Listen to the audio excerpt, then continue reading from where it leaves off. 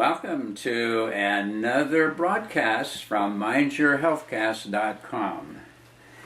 I hope you've been tuning in to our broadcasts at least periodically, if not all the time. I spend a lot of hours and work very hard putting all this material together with the intent that we can give people a lot of good information and maybe sometimes provocative information that would challenge you to go out and look and find out for yourself. And when you do that, of course, we know that it's really going to be permanent if you look it up yourself. If someone tells you, it can kind of fade away, but if you get involved and you look it up, then it comes out very well. Now, as you know, I'm sure, if you watched the last broadcast, that we began the discussion of the topic of pH. There's been a lot of dramatic things said about pH. I just titled my broadcast pH and Life and Death. And it's true that very, very extreme numbers of the pH can be a problem. Now, I've mentioned before, but I'll remind you that pH is actually a measure of hydrogen ion concentration in the body. Now, I want you to also know that we're talking about electricity and voltage, because actually the instruments that measure pH actually measure in terms of voltage, which is then converted to a scale that we know of as the pH scale, running from 1 to 14, with 7 being in the middle. So I'm sure by now, if you have been asleep maybe, or in a coma, you might have missed it, but otherwise, in the last few years in the health field, there's been a lot of talk about pH. And of course, the cry is, as I mentioned a book before, and we're going to look at just a bit of it. I brought it out to look at it again, called Alkalize or Die. Now that sounds pretty dramatic. And so as a consequence, in fact, this book, if a lot of later people, because this was done back in 1992, there are a lot of people out there who, when they start talking about alkalinity, they refer back to this book, Alkalize or Die, by Dr. Theodore A. Berruti. However, I guess the biggest thing I've noticed in looking at this pH thing is the lack of actual solid research to back all of the allegations and assertions related to alkalis. And so some people feel by quoting this book, Alkalize or Die, that they are quoting a source. But when I look through this book, basically it's all assertion. I really haven't found much of anything in true research related to the idea of alkalizing, and yet he makes this very bold, dramatic statement, alkalize or die. Now, I'm not picking on him or even criticizing him, and he certainly has a right to his opinion, and probably the best thing he could do is state, this is my book of opinions about the concept of pH, and it's up to you to go dig it up for yourself and see what you think. So we will quote a couple of things from him because he is honest right at the beginning, and I think this is important because I see where the whole subject has come to. Now, it's interesting to me that in our world, once we jump on something, in this country especially, it seems to go like wildfire, and it seems to get extreme, in fact, very dramatic. To the point that, as I say, comments like that, alkalize or die, have scared people to the point that they're worried about it. And so consequently, there's a lot of vendors who have come out with equipment that they want to sell to alkalize you. Now, the one thing about it is that the book here that he wrote as I say, it actually has a lot of interesting information in it, and I'm not putting it down per se. I'm just saying that as I looked through it, I was looking for the scientific studies that showed that you had to alkalize, and of course I didn't find them. But as I say, he also said at the beginning, and I might as well tell you that now, what he said, that the problem is that how do you know where the pH of the body is? And so he says this right in chapter 1. Therefore, although it is possible to measure body fluid as being alkaline or acid, it's impossible to evaluate the state of body tissues, skin, organs, glands, muscles, ligaments, arteries, and vessels, based solely on blood, urine, or saliva tests. And so, and he said it's these tissue residues that determine sickness or health. Now, if you look at that, there's where the problem comes. You know, how can you tell then whether you need to be alkalized or not if there isn't really a way to measure it? And secondly, how do you determine where these of so-called acid poisons or waste are piled up? Because he goes on to say, unfortunately, waste acids that are not eliminated when they should be reabsorbed from the colon into the liver and put back into general circulation, they then deposit in the tissues. And it is these tissue residues that determine sickness or health. Now, if you look at that, he's saying, okay, it's these acid wastes that are a big problem because they settle in these areas of the body, but then he also says there's really no way to measure that. So what we're doing is we're taking a quantum jump and saying, well, we're assuming that this is what's happening, but we can't really prove it and we can't measure it. Now, actually, there are some ways, it's very sophisticated, that you can measure these individual organelles within cells. But that's not something you could do with the litmus strip. And he does make the comment at one point here where he says that I do not recommend the use of litmus paper for testing saliva pH or urinalysis sticks for urine as an absolute measure of whether the overall body is really too acid or alkaline. These are just too arbitrary and unpredictable. So he's really saying, even though he's saying you have to alkalize the whole body, he's saying there's really no way to measure it. And so how do you know? You know, too much of a good thing can become a bad thing. That's been proven a long time ago. In fact, there's a book I mentioned before that's about 2.5 to 3 inches thick called The Reversal Effect that shows how too much of any good thing can become a bad thing. And so you cannot overdo anything. Now, all the people that are selling all this equipment just keep yelling, alkalize, alkalize, alkalize. I know one of the big machines that's out there, about $4,000 worth, is saying, drink this highly alkalized water every day and drink lots of it. And they're also saying, well, gee, you know, I drink that, I feel better, and I like the taste of it. Well, it's what you would end up calling alkaline water tends to have a more sweetish taste, whereas acidic water would have a bit of a bite to it. And so it's true, and then if it doesn't have the chlorine in it, it's going to taste better anyhow. People are used to drinking the standard tap water, would find it much better to drink any kind of water that has the chlorine taste out of it. But at any rate, I'm saying that it's too much alkalinity, and to keep putting it in the body without any way of measuring where you are, then you've got a big problem. But now, the people who quote his book, however, don't quote this part of it about the fact that there's no way to really do the measuring that you can rely on. And they're telling the people, I heard a local doctor just recently on the radio say you measure your pH of your urine. Well, that's not going to really tell you anything about the whole body.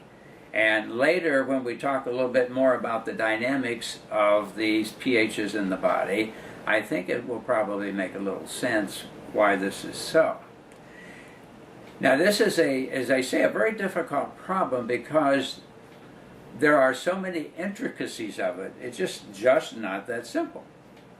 Now, we know that the body has to have acid, and to say that it is getting too much acid is kind of arbitrary, and really it's not what I would call a scientific statement at all. Now, I suppose it is possible, if you poured huge amounts of acid in the body, that at some point you could over-acidify. The same if you pour huge amounts of alkalinity into the body, at some point you're going to over-alkalize. And over-alkalizing can be just as fatal as under-alkalizing or too acidic. So that's why the body keeps the blood very tightly controlled with buffers.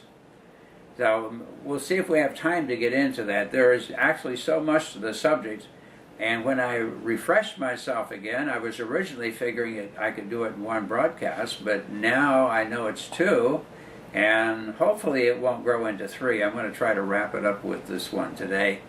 So we'll see what we can do. There's so many, as I say, so many factors that trying to break it down in a way that we could get the message across without getting it so complex that you wonder where you're coming or going. We want to avoid that, but we want to get enough out so that you really get a feel for it. Now, last time I got all the way through talking about blood types and their diets and why it's important to eat the right food for your blood type.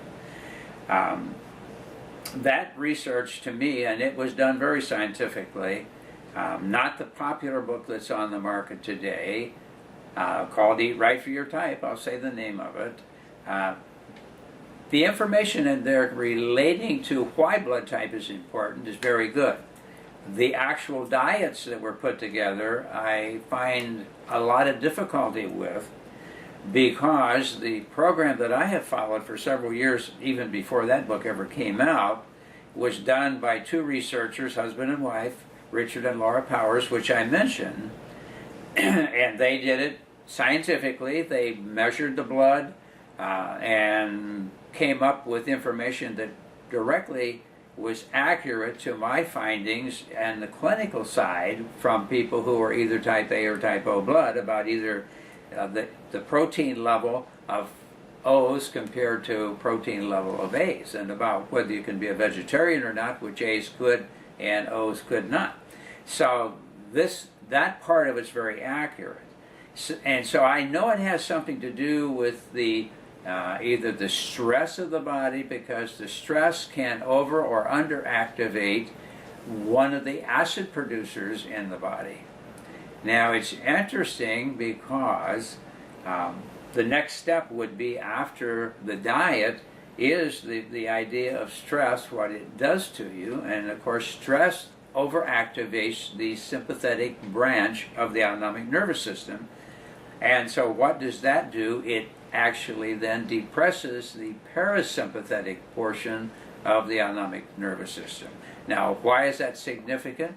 Because the parasympathetic regulates digestion. So when the sympathetic is activated and the parasympathetic is shut down, you do not digest well. And if you don't digest well, guess what one of the major players is, and that is the stomach. The first, well, actually the second, the mouth is the first level of the digestive process. And so the stomach has to have lots of acid, and that acid is necessary to do what? Well, as I say, some people, I mentioned this before in another broadcast, some people believe acid helps break down protein. Well, in an indirect way it does, but not directly. Acid produces the right pH so that the enzyme pepsin can break the large protein molecules down into peptides or chains of amino acids, so that when they go to the small intestine, they then can be broken down the rest of the way into individual amino acids by use of the enzymes of the pancreas in the small intestine.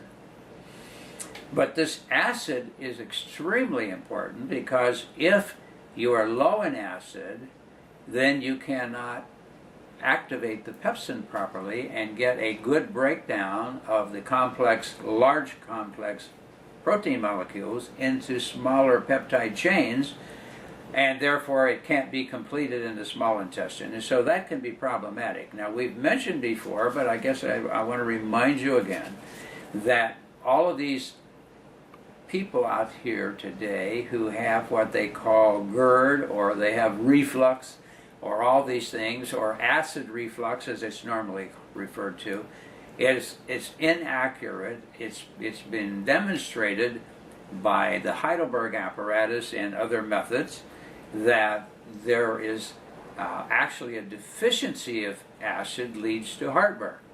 And therefore, with all this going on under high stress, what's happening is we're turning off the parasympathetic. And what does a parasympathetic do? It regulates the release of acid into the stomach so that you can digest properly. So when you are under stress, you're not going to have enough acid, and you will end up, if you don't have enough acid, you're going to have reflux. It's not acid reflux per se, although there could be some in there. But whether it's acid or alkaline makes no difference. Either one are going to irritate the lining of the esophagus.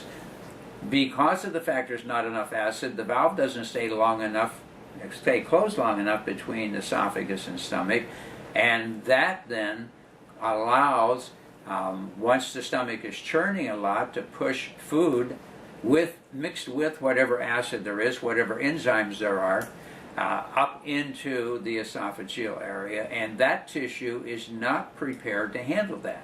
Now, the stomach has mucosal membrane that is resistant to the acid, because that pH goes way down to 1 to 2 if everything is working properly. And that could dissolve, actually could burn a hole through the esophagus if you put a lot of 2 acid or 1 acid into the esophagus. So it's just irritated because any amount is irritating to the mucous membrane of the esophagus, because it was never built to resist acid or even excessive alkalinity. Either one can be bad. So consequently, the stress can turn off the acid. Now, that acid is important for not only breaking that down, but other things in the body that these acid molecules are important for. Now, one aside that I might want to throw in is that the hydrochloric acid in the stomach, I don't know if you've ever wondered where does that come from. Well, the fact is that the acid in the stomach, the hydrochloric acid, is made from bicarbonate, which is alkaline. And it does it by stripping off of the bicarbonate molecule, the hydrogen, and adding it to a chlorine molecule produced by something called the chloride shift. And these go into the parietal cells in the stomach, which then combines the chlorine with the hydrogen, forms hydrochloric acid, and secretes it into the stomach, extremely potent. So those are called the parietal cells, and then the chief cells in the stomach produce pepsin, which is the enzyme that's required to break down the protein, but the pepsin will only work if you have a lot of acid. So if you don't, then that means that the proteins move out of the stomach either partially or poorly digested. And if someone has gotten the purple pill, which is a proton pump inhibitor, it turns off the acid totally. How are you going to break down your proteins? And over a period of time, 2 things are going to happen. One is your body's going to become protein deficient, which is needed to rebuild muscle, which is needed to produce hormones in the body and produce enzymes in the body, which make the body work. So people are not realizing what the down the road health problems they're going to have, and that's to say nothing of the fact that the protein undigested in a warm, dark area will ferment and actually rot and produce other toxic ptomaine poison that you slowly will poison your body by doing it. So it's a bad situation, probably one of the worst things that's ever happened. However, the people feel better, And so the name of the game, of course, in modern medicine is to manage the symptom.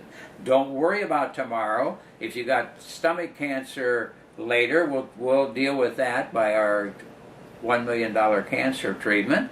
Or if you get colon cancer or some other type of cancer in the body, then we'll deal with that at that time. But today, you're going to feel better. You're not going to have any reflux. You're not going to have any heartburn. And so everything is fine. So I have to say, we put on our rose glasses to that one because it makes it sound so good. And if you look at the ads, the big smile on people's face, I can eat all this lousy pizza loaded with all these bad oils and terrible, fast food products, and we can still feel fine because we just turn off everything and we don't notice the fact that our body is becoming malnutrition and that it's being poisoned. We won't worry about that today, but down the road one day it becomes very important when everything is coming apart. Now we also realize that, as I mentioned, the blood is very buffered. Now what's a buffer? A buffer is a factor, whether it's a protein type like albumin, or whether it's a buffer like bicarbonate.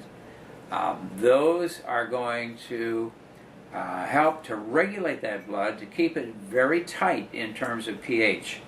Now, when I read some of these articles about all of this that are pushing the alkalinity and the alkalizing, when I read all those, it sounds like the blood is just turned to pure acid the way they describe it. And I know that when I was measuring the blood, because there is equipment out there, we'll be talking about the whole concept in a minute, when I was measuring it, I never saw the blood go extremely acid or extremely alkaline as long as it was being regulated properly. But as the person got sicker, I noticed that the blood became more alkaline. Not acidic, but more alkaline. In fact, it would be rare to find the blood go toward the acidic side because of the buffers. And it's designed that way. And I was thinking, why is it so important to the body that the blood not shift to the acid side? Well, there's a big reason. And that is that in order for the blood to take up oxygen in the hemoglobin and carry it around and put oxygen in the cells, the hemoglobin in the blood has to be on the alkaline side. But not too alkaline. It does need to be alkaline, and alkaline means anything above 7. So 7.1, 7.2, 7.3, those are all on the alkaline side. Not far, because 7 is neutral. It's not far, but there is a little variation toward that side. And the same thing then with the acidic, your body under normal conditions doesn't vary much toward the acidic side. In other words, it's a pretty narrow range, slightly above and slightly below 7, that the body stays at. But now what happens if every day you're drinking a half a gallon to a gallon of 9.5 pH water that's been run through one of these $4,000 machines? I think you're going to be in big trouble, because there are studies that show if you increase alkalinity in the matrix or that extracellular fluids, that it will raise the interior of the cells to a degree. And vice versa, if you raise the alkalinity in the interior of the cells to a good bit even, to a degree it will affect the extracellular fluid, although probably not as much as the other way. The point is, if you kept pouring all this alkalinity and loading the extracellular fluids with it, that it is going to affect the cells. Now see, there's so many different factors in the body that all are pH dependent, and the reason is because in most cases it's enzymes that only operate at certain pH levels. So it's important that those different compartments of the body, which we've talked about before, that they stay within their range if they're going to work right. So it's important for the blood to take up oxygen, that the blood serum and the red cells be at a pH above 7. Now, that's true, then it picks up the oxygen from the lungs in this alkaline environment and carries it around, but at a certain point it either has to let loose and go into the cells just because there's a lot of it there, or because it passes an area where there's an acidic level, meaning below 7, and acid will cause the oxygen to let go from the hemoglobin. Now, the problem can be, however, and incidentally this is called the Bohr effect, of the measure of how the alkalinity affects the uptake of oxygen by red cells. If it gets too alkaline, if the blood were to get too alkaline, guess what would happen is it will not let go of the oxygen, and therefore it's not going to work right. Now, there's, as I say, so many things are all dependent. I'm working to make it as simple as possible without overdoing it. But I was thinking, why was it that the body has these buffers in the blood of all areas of the body? Because it doesn't have all the buffers in the extracellular fluid or intracellular fluid, but in the blood it does. And of course, that it hit me because of the oxygen. We have to have that blood slightly alkaline for the oxygen to be taken up. If it were acid, it would not grab it. So the blood never gets acid. As I say, I've never seen it acid. And if it did, you would be in big trouble. There would be something dramatically wrong with the system, either brain injury or something very serious, that you lost control of all of the normal regulatory systems in the body and the blood. But the blood of all the compartments requires heavy buffers and the forms of carbonates and so forth. And it also, sulfates, the various bicarbonates and so forth, those are all bound together in molecules. The bicarbonate is a big one that helps keep it buffered. And as I mentioned before, you can find out about that if you look at a blood test under CO2, because CO2 is really a measure of bicarbonate. It's not, as it says on there, a measure of CO2, although the two have an effect on the blood pH, because CO2 is carbon dioxide. When it mixes with water, it becomes carbonic acid, and therefore you have some acid in the blood, you have some alkaline, and the body will keep it very narrow. As I say, I haven't seen it. There is a German system, which we'll talk about in a minute, that can measure the blood pH, and it's very difficult to do, because to get a true blood pH, you have to draw the blood out at body temperature, keep it that same temperature till it's measured, and not let the air hit it. And it must be done within basically seconds after it's taken from the body to be put into the measurement chamber, but never reaches air. And I did a lot of training with the system, and we'll talk about it in a minute, but the point is there is a way to measure it. And I have never seen it in all the measurements I've seen vary very much. In fact, if it varied, it would vary more toward the alkaline side, and when it varied more toward the alkaline side, as we'll see when we talk about the system, that can lead to serious problems. So you can see why I have grave concern about all the alkalizing. So I guess at this point it's probably time to talk about some three systems, because I see our time is cranking down. Over the years, as I say, I've probably put hundreds, if not 2,000 or 3,000 hours of study on the subject of pH. I have run all kinds of test systems that test pHs of saliva and urine and blood, and it's been interesting to observe all this and how it comes together. Now, going way back, I would say probably my very first introduction to pHs and some way of regulating the body came from the work of a biochemist who was into soil chemistry quite a bit. His name was Dr. Reams, and interestingly, he was from Orlando, Florida area. Now what happened is that he was into this chemistry of the soil and had done a lot of work with the soil. And without taking a lot of time, we'll just say that as a consequence of his work with the soil and developing testing methods to measure the factors of the soil, he came up with a formula for extremely healthy soil that would grow healthy food. And then he got to thinking about the body that's going to eat this food, and what about the health of the body, and maybe some way to measure that. Well, he believes that he was divinely inspired to be given a formula, or an equation he called it, that would actually tell you where the body was, and if you got it put together right, the person would be in a very good health.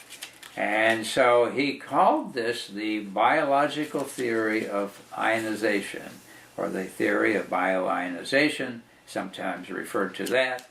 But he came up with a series of tests that would test the saliva and urine, and from that they would all go onto this equation and see where you were, or how much you deviated from what became the balance or perfect set of numbers.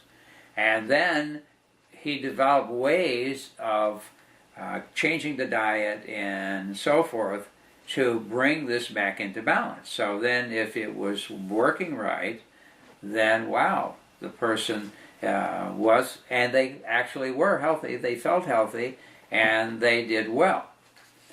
So this equation was introduced to me, probably in my very early years of clinical nutrition, by actually another doctor who had heard about it. And so eventually I ended up meeting the son-in-law of Carrie Reams,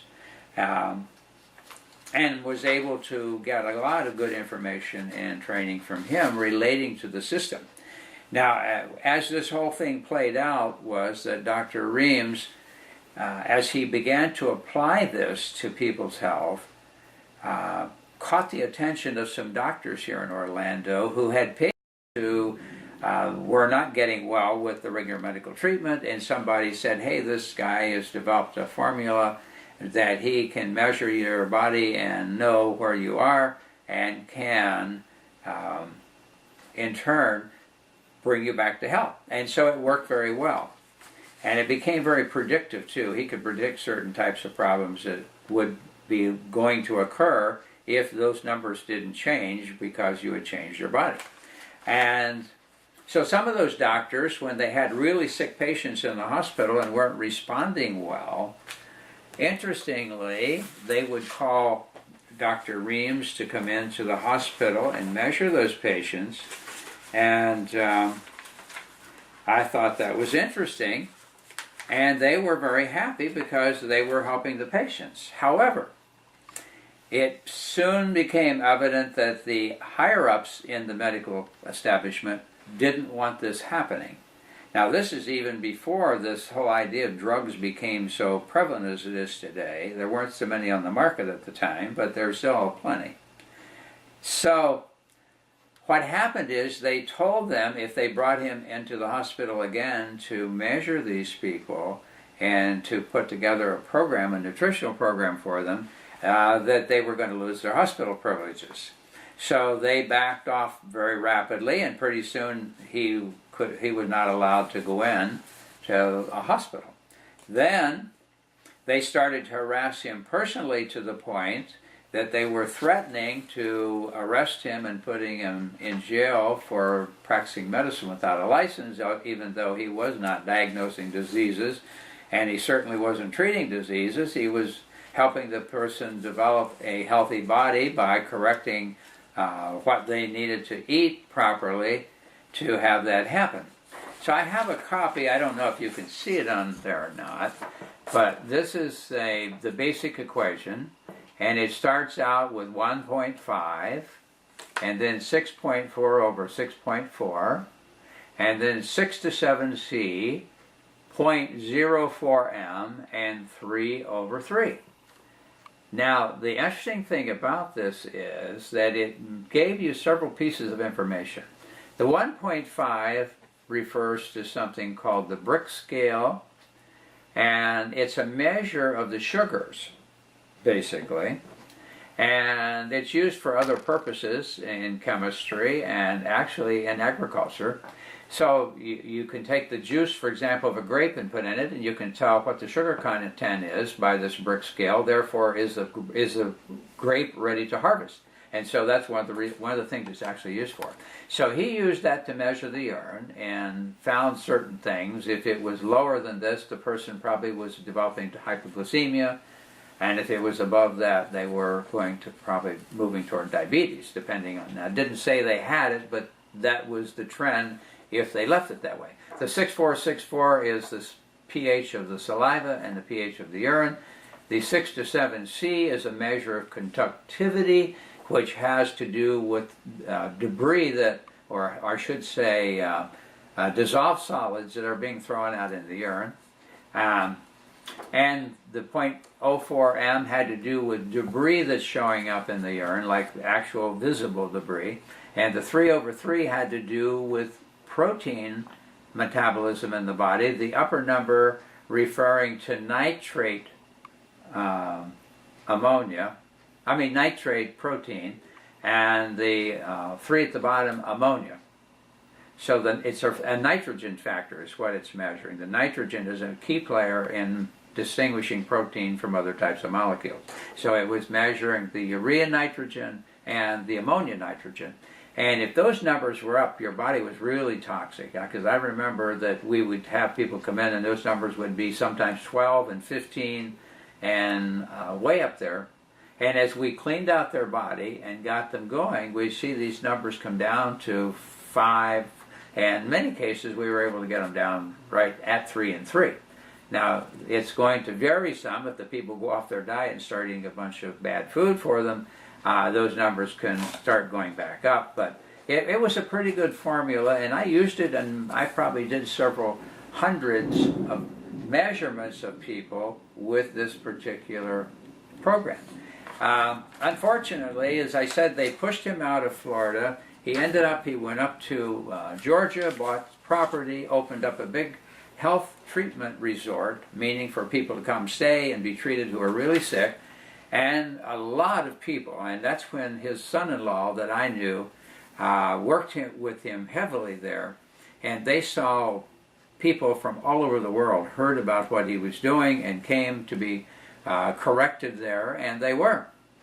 Well, of course, that didn't last. They got the Georgia authorities on him and chased him out of Georgia, so he spent the rest of his life basically bouncing around the country. And I know at least once he was poisoned, they tried to get rid of him. He taught a lot of people, both the agricultural side and the human body side, and so it still exists today, and there's still people who do it. And it does give you information. Now, it doesn't give you everything that could be found out, but it certainly gives you a lot of good information on the body. And I saw a lot of people in my early years of doing clinical nutrition using this formula that they did very well and regained their health and started feeling really good. A lot of energy came up, a lot of good things happened. So I still believe it's not a bad test. And it's not an expensive test because you can do it in office. You don't have to send them out to a lab to do these numbers. And it's interesting to watch how the people changed and how the numbers changed as they started improving. But we put them on detox programs, etc., and it worked very well. Now later then, I heard of another guy in New York who was from one of the European or the Russian bloc countries who came to the U.S., and his name was Dr. Ribisi. He was in New York for years and years until he finally died up in his 90s and was harassed constantly. Now, he did a lot of good things, and he developed some theories, but his material was extremely hard to follow. But one of the big things he was into was pHs, and he used to manipulate pHs in people.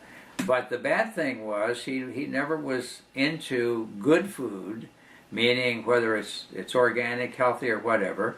And on occasion, to manipulate the pH, he would feed people really garbage food, cold cuts and all kinds of things that he knew would shift the pH rapidly, which remind me of the doctor I knew over New Orleans who fed Coca-Cola and Twinkies and all kinds of garbage to people because it'd make them feel better because it would shift their whole body way out of balance and shut down the reactions. So they would feel better, but then eventually they would crash and then they would feel really terrible because their body was a mess. And I've worked with a few of the people who did that program. Well, Revisi wasn't quite that dramatic, but he did manipulate quite a bit. And what he found was that he could turn off symptoms by moving the pH. And I'm saying this because I'm going to talk about something in a minute that I think this is important that you know about the pH thing. But he found that certain kinds of pains, if he made the body more acid, the pain would disappear. And then other people, alkaline would make the pain disappear because it shut down the process. And as the years went on, I found out that it's true when you're working on wanting to treat somebody by measuring just the pH. Now, the thing about Dr. Reams was he didn't measure just the pH. He measured the pHs, but he looked at carbohydrate metabolism and he looked at protein metabolism. So he looked at all these, and it came out like a balance beam that it could shift one way or the other. So if it shifted one way, the person was developing this kind of problem. If it shifted this way, they were developing another. If they were all real high, it meant something else. If they all real low, it meant something else. Or if they were kind of fractured, meaning the equation was broken. That's what it was called, a broken pattern. So there was a series of patterns that your body could be in, and it made a difference as to what kind of metabolism you had based on that pattern.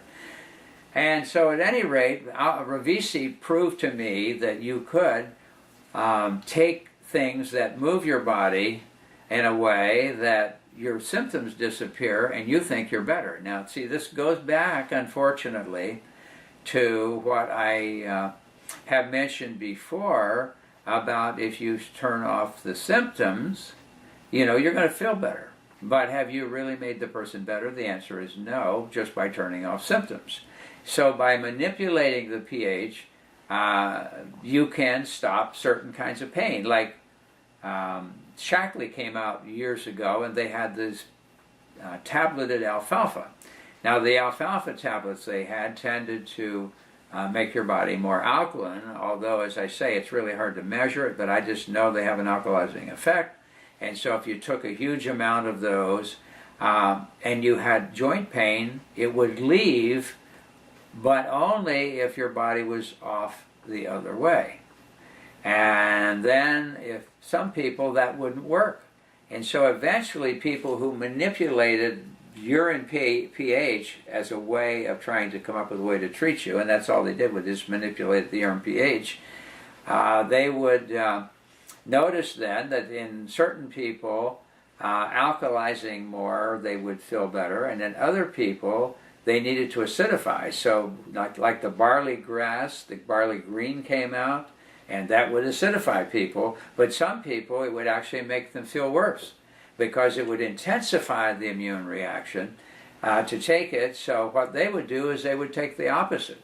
And they came out with barley red because now that acidified. And so I learned that a long time ago that you could manipulate symptoms by manipulating pH, but you haven't made the person better, you just made them feel better, which is no better than taking a drug, except probably not as toxic as taking some of the synthetic drugs that are on the market that are used by the regular medical profession and put out by the pharmaceuticals. Those make you feel better, but they're more dangerous because they really shut down major processes in the body in order to make you feel better. Such as we said, the proton pump inhibitor is shutting down a very serious part of the digestive process and the whole body function. Because if you turn off the production of acid, hydrochloric acid, that is used and it does a tremendous amount for the liver. So there's a lot of other things that depend on this acid being produced in the stomach. And if you turn that off totally, you're going to have serious health problems down the road, but you won't know it because you don't feel the symptoms and you think you're well. I don't know if this is all kind of coming together for you or not, but I'm wanting you to kind of get the picture. First of all, that just to say alkalize, but have no way of knowing whether you're getting too alkaline or not, and not having a way to measure it, sounds pretty dramatic to me, and I know that in fact it is a big problem. Now the next system we want to talk about is the one that came out of Germany and France, and that one is called the BEV system. Later in this country, a doctor I know built some equipment here, and he changed the name to BTA, which is biological terrain analysis. Now the BEV meant bioelectronic, according to Vincent, who was a French researcher that helped actually develop the system to begin with. And Dr. Franz Morel, who was I consider to have been kind of a friend of mine, he came to my office and did a training program on this whole system several years ago, and doctors from all over the country came to my office to learn the system, and I had purchased a machine, and he brought the machine with him to do the training on, and then I had the machine that would do these kind of measurements. Later, the BTA changed hands, and the person who took it over changed the name from BTA to quantitative fluid analysis. So you can hear it as BEV, BTA, biological terrain analysis, or QFA, quantitative fluid analysis. Bottom line is it's all referring to the same thing. Now the bottom line is that 3 sets of factors are measured by this system. One is the pHs, the second is the electrons, and the third is the ions. Now, if you think of a battery, because that's what they're looking at, is a way of measuring the body battery. Remember I said we are electronic in nature, and if you aren't careful and you get unbalanced, that you can start having some big problems. So they were able to measure all kinds of people with all kinds of problems, and as they got better, they remeasured and they could develop a set of parameters as to what this means. Now basically what it does, the biggies are the acid and alkaline and the oxidized or reduced, which has to do with electrons. But if you look at the body as a battery, then that's exactly what they're measuring, because protons are positive charges, which are acid. The electrons are actually negative charges, because a battery has to have positive and negative charges to be a battery. Now, however, to make a battery work, there needs to be a conductor within the battery as well as outside. Outside it's usually wire or some components that conducts electrons, but inside it has some type of a fluid or semi-fluid, which is called an electrolyte. And the electrolyte are ions that are unbalanced, which allow the electrons to move from one to another. And so that's why the positive charge of the battery and the negative charge, one has to do with protons, one with electrons, and in order to have a circuit, then you have a movement of electrons that move all the way from the negative to the positive pole to offset or balance the proton count on that side. So it's pluses and minuses, and the ions, which, as I say, makes it a battery. Now, we don't really have time to get into all the details of that battery, but I'm going to say that one of the big effects of this whole thing was they came up with a chart that showed how the different problems in the body relate to the different terrains of the body. And getting back to the biological terrain analysis. So what they found was that there's basically 4 quadrants. Now, I don't think you can see these in detail, but it's not too important. So we have the first quadrant starts here, and that's when you have acid or a lot of protons, and you're reduced, which means you're holding a lot of electrons. And then the second quadrant is that you have, again, protons, but you don't have electrons. That's oxidized. The third quadrant, you are alkaline in nature, which means no protons, and you're oxidized, which means no electrons. The fourth quadrant is called alkalized and reduced. So the electrons are all locked up, and there's no protons, and it's right in this particular quadrant that true death occurs. Because once you have no protons and no electrons available, guess what happens? You have no battery. It's dead. And when the battery's dead, you're dead. And so that's what that measures. So when they do the test, it measures a lot of factors, but the one in particular that I think is so important, because the good health is in the center. In other words, it's a balance of protons and electrons and ions. And those are the three sets of information, and they measure blood, urine, and saliva to get those pieces of information, and they fill them in. So for each of those components, you have protons, electrons. You have it in the three fluids. You have a measure of the acid in the blood, again protons, in the saliva and in the urine, and then you have the measure of electrons in the blood and saliva and urine, and then you have a measure of the ions in all three of those. Now the ions are shown as an R factor. The electrons are shown as something called RH2, which is the potential of hydrogen. It's an unusual number, and to a lot of people it wouldn't mean anything. I'm not even going to get into it because it's too complex. But bottom line is, it has to do with electrons, because hydrogen ions can carry also electrons and be a negatively charged hydrogen ion. But this system compensates and measures for that because of the way it measures.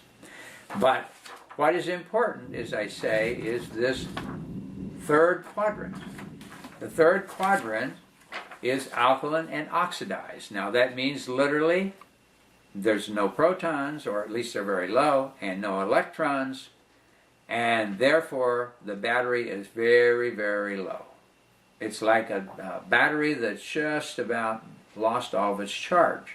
And if you've had one of these little battery testers, and you test whether it's a AA, AAA, or a 9-volt, when they're going down, you'll see that meter reading is down low, and when they're totally dead, it's in the total red, and that's it.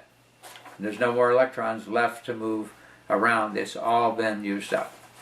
Okay, now the interesting thing about this is that the Germans divided this into three parts, this third zone.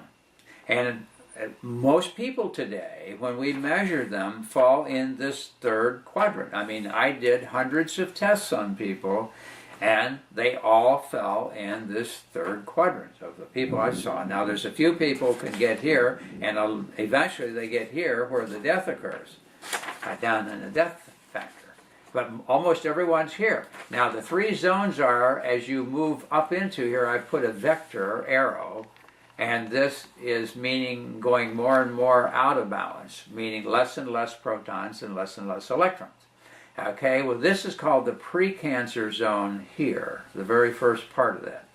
As you continue to get worse, you go into the second, which is called the cancer zone. And that's when the conditions are such that you can develop cancer if you haven't. And this has been verified. I watched it over and over when I measured people. This last zone is also called cancer, but it's cancer incurable. In German, it's Krebs irreversible. That means it's cancer that can't be turned around. So when they get way out here, they are so far off balance that they can't be reversed. Dr. Morell, who had measured about 1 million people on these tests, said that when they get out here, you better send them back to the MD, let them put them in the hospital and die in their hands, because they're not going to recover when they're way out here. Their body's so far gone. Now that also happened with the Reams formula. You calculated energy, and when it got to a certain point, that's called the point of no return. And there's only enough energy left in the body to die and convert the body material back to dust. And that we didn't have time to get into detail about it, but it's very interesting what you can prognosticate with that. So we have precancer, cancer, and cancer are reversible. The only place to go is down into the fourth quadrant, and about midway in this fourth quadrant, there's a spot called actual death. Or that one says that when you get there, you are done. And it's very interesting and a very good system. But when you look at it, how does this stand in relation to alkalizing, alkalizing, alkalizing? Now the interesting thing is, I told you in the Reams system, saliva and urine should be both 6'4". In the BEV system, saliva and urine should be about 6'4", 6'5". Almost identical, very, very close. And the other thing I noticed that I thought was interesting, in the book, Alkalize or Die, I wanted to read you a comment that I thought you would find interesting. First of all, he does refer to the Reams idea, Dr. Reams, and he said, from the standpoint of pure energy, pH is the measure of electrical resistance between negative and positive ions in the body, but it's measured in terms of actual electropotential. And so he says, and from this viewpoint, alkaline and acid-forming reactions are purely electrochemical. Then he goes on to say, we are vibrating beings. The stronger the inner vibration, the healthier we are. That means it has to do with your frequency. The amplitude of body electricity alters in exact proportion to the amount of alkaline and acid-forming chemicals internally present at any one moment. Now, so they're all necessary. And it says, also, he says, it is calculated by several authorities that a urine and a saliva pH of 6'4" is best for human body function, exactly what Reams said. And guess what? He says, I agree. But then he goes on to say, alkalize, alkalize, alkalize. And I don't know how that rationale came about. Okay, so that takes us to the next part. We're running out of time rapidly. But I want to say is, I picked up this article, and I thought you might find it interesting. It's because restore your body's health and build your immune system with pH balance. Now, again, I wondered what the guy was getting at, and this guy has a PharmD as well as an MD, and he's a medical oncologist. So he says, most of the books and internet sites asserted that acidosis or decrease in blood pH results from our diet, and went on to describe how to change the diet from acid to alkaline. But scientific documentation was lacking. I knew if pH balance was going to be accepted as important by health professionals, there had to be some data from studies, something behind the sensationalism. And so he did a lot of looking on that. But bottom line, when you read his material, he's onto this alkaline pH thing. Now, he's saying you're going to restore your body's health and build your immune system with pH balance. However, if you start looking into the whole idea of pH, you find that when you get into the body, there's areas that have to be acid or they won't work right. And if you flood it with too much alkalinity, you're going to shut these down. And one in particular has to do with organelles, which are all the little units inside cells that really carry on all the cellular functions, including the mitochondria. And so what we see is, here's a whole study called pH homeostasis of cellular organelles. And optimal pH is maintained in each secretory and endocytic organelle by the balance between active hydrogen or proton pumping and passive hydrogen efflux, which means moving out. In other words, the body controls the pH in each of these organelles. So those organelles, like lysosomes, can be less than 5,5, which is pretty acid, and late endosomes can be a little less than 6. Then we find that the secretory vesicles from the Golgi complex can be down to 5,5 also. And so then some of them are 6,5. So these different organelles, and that's what this study is talking about, that the body has to put protons in there. Now, if you don't have protons, if you wipe them all out by over-acidic or alkalizing, you're going to be in big trouble. Now, I have a couple of studies after looking at that I thought were very important. One, this is a big research article, and it was done several years ago. And it was done at Yale University School of Medicine. It says, ever since the early work of Eli Michnikoff at the turn of the century, it has been clear that the ability of vacuolar organelles to generate and maintain pH plays a crucial role in a variety of critical cellular functions. Using a variety of crude pH indicators such as neutral red or litmus particles, Michnikoff observed that bacteria ingested by phagocytic cells of the immune system were transferred to acidic structures in the cytoplasm, killed, and then digested. Without any understanding or knowledge of membranes, organelles, or proton pumps, Michnikoff drew accurate conclusion concerning the necessity of an acidic milieu for intracellular digestion, the role of cellular energy in maintaining the acidic pH, and the likelihood that the acidity was due to diffusible protons as opposed to the infusion of acidic substances such as DNA. And he says, now this is at the beginning, this is the introduction of the paper. As described below, pH in intracellular organelles is intimately associated with the function of the biosynthetic and endocytic pathways as well as with tissues pertaining to the entry and immune response to pathogens.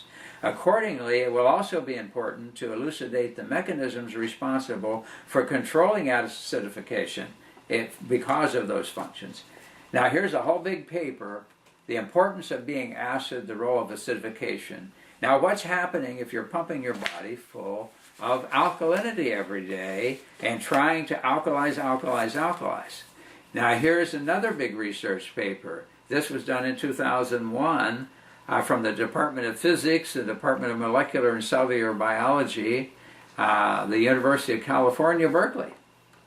And again, they get into the fact that the pH has to be regulated and it has to be acidic for a high percentage of the functional parts, not the fluids that are circulating around in the body, but the actual interior of the cells that make energy, that build new protein, that do all the things that your body has to work properly. They have to be acidic. And I mentioned to you about the BEV, how important it was that we not over-alkalize. There's actually more and more we could go on, but we're just running out of time. But the bottom line is, let me throw this in. This one paper said, if you alkalize, you can build your immune system. What you can do is Revisi found out, that's a tongue twister sometimes. He found out that by manipulating pH, you can over-alkalize or over-acidify and turn off symptoms. Now, to turn off symptoms, what do you have to do? You have to shut off the immune system. So now the question is then how is that going to work, pumping huge amounts of alkalinity in the body if, in fact, when bacteria, he mentions, get in the cells, they're actually picked up by the cells and killed by acidity. That's what does it. And at the site of an inflammation, I didn't even have time to bring up that paper, but I have a big paper on that also, that says at the site of inflammation, guess what? It's acidic. And why is it acidic? Because it is required to get rid of the dying cells that are being produced, and so you can resolve the inflammation. Now, does that sound like that you need to alkalize to get good immune function, or do you alkalize to shut down everything and feel good for a while, and then be in big trouble later?